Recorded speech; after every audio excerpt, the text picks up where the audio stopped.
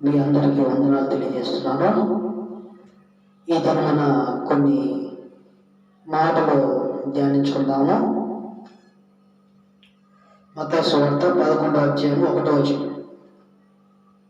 యేసు తన 12 మంది శిష్యులకు ఆజ్ఞాపించుట చాలించిన తర్వాత వారి పట్టణంలో బోధించుటకును ప్రకటించుటకును అక్కడ నుండి వెళ్ళిపోయి శిష్యునికి ఆజ్ఞాపించాడంట, బోధించుటకు. మరి మనం ఈ దినాన ఎలా జీవిస్తున్నారు, ఎలా ప్రకటిస్తున్నారు,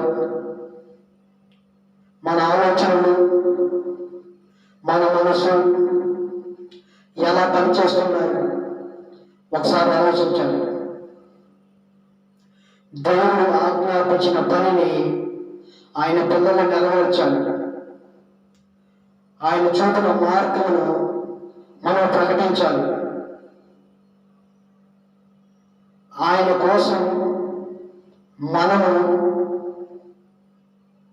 జీవించాలి. అదే దేవుడు మనల్ని మన కోసం ఆయన నిర్ణయించాడండి.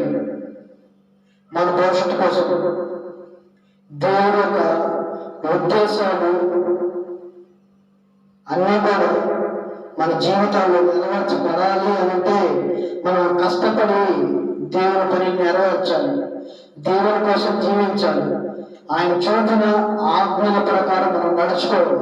అదే దేవుడు మన నుండి కోరుకుంటున్నాడు. వందనాలు.